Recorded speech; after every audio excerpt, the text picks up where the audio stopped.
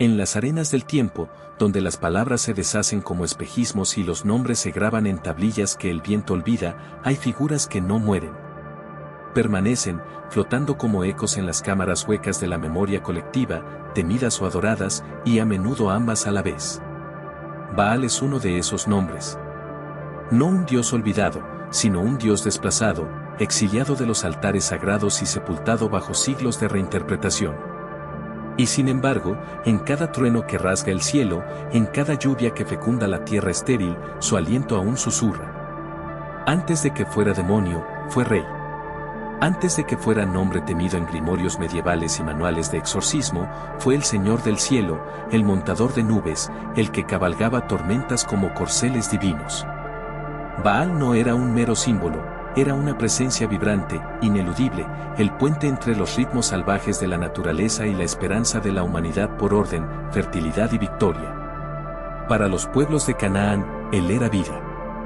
Vida que llegaba con truenos, con lluvia que caía como bendición, con una fuerza que no solo daba, sino también arrebataba. El equilibrio cósmico era su danza, dominar el mar, enfrentarse a la muerte, conquistar el caos.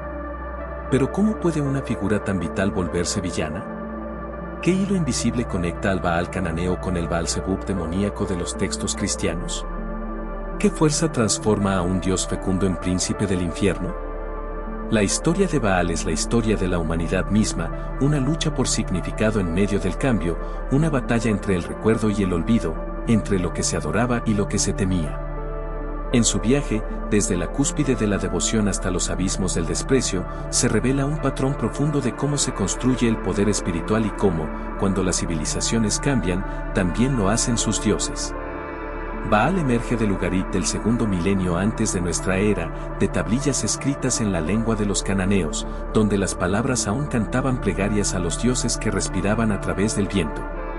Ahí, en el ciclo de Baal, se nos revela su drama mítico, el enfrentamiento con Yam, el mar, símbolo del caos primigenio e indomable, la lucha con Mot, la muerte, ese final que nunca se deja domesticar. Baal no es un dios del Olimpo pasivo y distante, sino un dios que pelea, que muere y resucita, que cae al inframundo y regresa para volver a tronar. En él, las fuerzas de la naturaleza se personifican, no como elementos a dominar, sino como poderes a reconciliar. Cuando las culturas cambian, los dioses también mutan. Yahweh, al ascender como única divinidad en el pensamiento hebreo, no ascendió solo, debió desplazar, reducir, absorber. En esa transición monoteísta, figuras como Baal pasaron de ser competidores celestiales a convertirse en amenazas demoníacas. Lo que una vez fue sacro se volvió profano. No por su naturaleza esencial, sino porque el nuevo orden necesitaba definir su opuesto. Como una sombra necesaria para que la luz adquiera forma, Baal fue demonizado no tanto por lo que era, sino por lo que representaba para una identidad religiosa emergente, el otro, el dios del vecino, el ídolo de los antiguos enemigos. Y así, la imagen de Baal fue destilada, simplificada, maldecida. En los textos hebreos, ya no es el guerrero celeste que derrota al mar, sino un símbolo del error y la idolatría. En la tradición cristiana, el proceso continúa, Baal-Zebub, señor de las moscas, es una burla y una degradación. El dios de la tormenta es ahora pestilencia, corrupción, un eco grotesco de su antigua gloria. Lo que una vez fue trueno, ahora es susurro en las sombras. ¿Pero acaso los dioses mueren?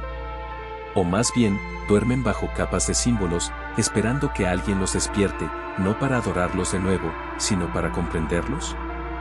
Baal no es solo una figura histórica o religiosa, es un espejo.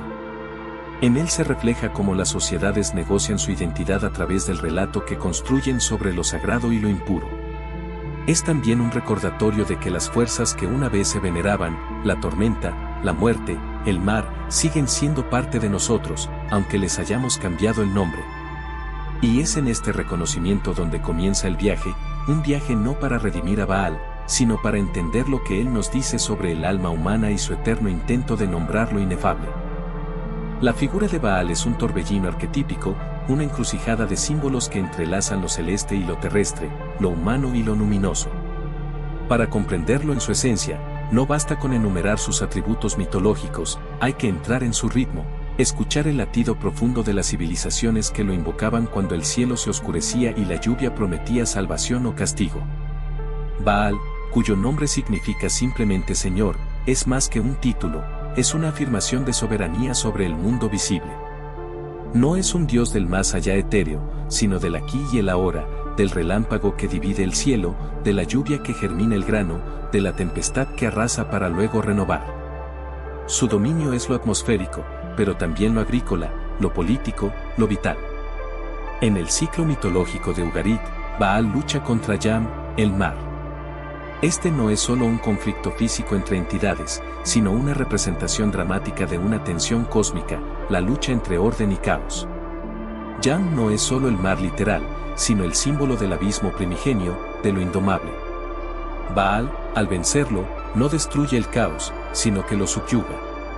Su victoria simboliza la instauración de un orden que no niega el caos, sino que lo domestica. Luego llega Mot, la muerte. Mot no pelea con espada, sino con espera. Baal muere. Es llevado al inframundo. El cielo se seca, la tierra se vuelve infértil, los dioses lloran su ausencia. En esta narrativa, se introduce un patrón esencial, el dios que muere y resucita. Este no es un simple ciclo agrícola, es una dramatización del misterio de la existencia. Baal muere no porque sea débil, sino porque incluso el poder debe ceder al ciclo mayor. Su regreso triunfal señala una verdad profunda: el orden no es eterno, pero puede ser restaurado. Con la consolidación del monoteísmo israelita, la figura de Yahweh asume los rasgos tanto de él como de Baal. Yahweh se convierte en el Dios que truena, que domina las aguas, que destruye y resucita. Es revelador que los atributos de Baal, tormenta, fertilidad, soberanía, sean absorbidos por Yahweh, pero el nombre de Baal sea degradado. Esta es una operación teológica y política. El nuevo Dios no solo sustituye al anterior, sino que lo exorciza simbólicamente. Y así, nos queda una figura partida en dos: por un lado, el Dios de la tormenta que dio orden al caos y fertilidad al desierto; por el otro, el demonio temido en los círculos de sal y en los conjuros medievales. En ese quiebre, no solo se esconde la historia de una religión antigua, sino la de toda civilización que ha definido lo verdadero a través de la exclusión de lo anterior. Imagínate una montaña negra coronada por nubes espesas, el viento arremolinándose como bestia invisible, el cielo resquebrajado por relámpagos. Allí vive Baal. Su palacio no está hecho de mármol, sino de cielo. Cada rincón del mito que lo envuelve habla en el lenguaje del asombro: el Dios que cabalga nubes, que convoca la lluvia, que escucha el clamor de la tierra sedienta. La narrativa central es su enfrentamiento con Yam, el mar. Este no es solo caos literal, sino símbolo del abismo interno. Baal no destruye, sino que ordena. Luego llega Mot. Baal muere. Y en esa muerte, germina vida. No se trata de una derrota, sino de un pasaje. Como Osiris o Jesús, Baal regresa. Pero no igual. Su resurrección es iniciación. El trueno ha conocido el silencio. El relámpago ha atravesado la sombra. Anat, la diosa guerrera, llora su caída y venga su destino. Ella representa el principio que no acepta la pérdida como final. Lucha, recuerda, llama al renacimiento. Así, Baal no resucita por sí solo, lo hace gracias al dolor, a la pasión, al vínculo. La diosa no es adorno, sino puente entre muerte y retorno. En esto, el mito no solo narra, instruye. Baal no es solo una ruina arqueológica del pensamiento religioso antiguo. Es un espejo roto, cada fragmento una posibilidad de autocomprensión. A lo largo de su viaje, desde Señor del Cielo hasta demonio desterrado, encarna una verdad incómoda: lo que hoy adoramos, mañana podemos temer. Y lo que hoy rechazamos, tal vez contenga la semilla de lo sagrado que olvidamos. En él, vemos la mecánica del poder teológico, la necesidad de borrar para fundar, de satanizar para establecer ortodoxias. Pero también vemos algo más íntimo, algo que va más allá de la religión. Vemos la historia del alma humana frente a sus propias potencias. Baal representa las fuerzas primarias, la pasión, la fecundidad, la violencia que protege, la muerte que regenera. Al negarlas, nos vaciamos. Al integrarlas, renacemos con profundidad.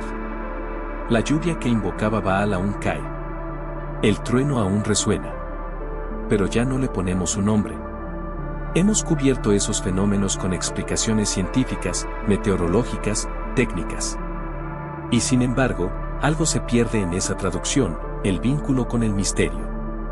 Baal nos recuerda que hubo un tiempo en que cada nube era un dios, cada relámpago un mensaje, cada cosecha una bendición sagrada. No para volver a críticamente a esa visión, sino para recuperar el asombro que le dio origen. En un mundo moderno que ha desterrado a sus dioses a los márgenes del folclore o los ha domesticado en sistemas morales rígidos, el retorno simbólico de Baal no implica su restauración como figura de culto, sino como parte del tejido psicológico profundo. Reconocerlo es reconocer que en todo orden hay algo de caos, que en toda muerte puede haber germen de vida, que en todo enemigo cultural puede habitar una parte negada de nosotros mismos. Quizás eso sea lo más transformador, que Baal, el demonizado, sea en realidad el guardián del umbral. Aquello que espera no ser adorado, sino entendido. Que nos invite a mirar más allá de las categorías de bueno y malo, verdadero y falso, divino y maligno, y a entrar en esa zona intermedia, fértil, ambigua, viva, donde florecen las revelaciones. Y si lo escuchamos, no en palabras, sino en símbolos, quizás aprendamos a ver la tormenta no como amenaza, sino como bendición que aún late en los cielos de nuestra alma. Si esta exploración ha resonado contigo, permítete ir más allá de la lectura. Reabre los libros antiguos, examina las sombras que tu tradición ha aprendido a temer, y pregúntate, ¿qué parte de Baal vive en mí? ¿Qué truenos internos he negado, y qué lluvias he llamado pecado, cuando eran promesas de renovación? Te invito a observar el mundo no solo con los ojos de la razón, sino también con los del alma mítica. Honra el misterio. Reconoce los arquetipos. Y sobre todo, no temas al trueno, tal vez no sea amenaza, sino un antiguo Dios que aún llama, no para ser servido, sino para ser recordado.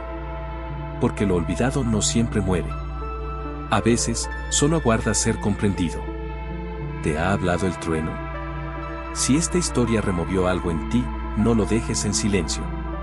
Suscríbete al canal para más viajes entre mitos, sombras y revelaciones. Déjame en los comentarios, ¿qué simboliza Baal para ti hoy? Y si deseas seguir explorando los arquetipos olvidados, comparte este video con quien aún cree que los antiguos dioses están muertos. Porque en cada tormenta, puede estar hablando uno de ellos.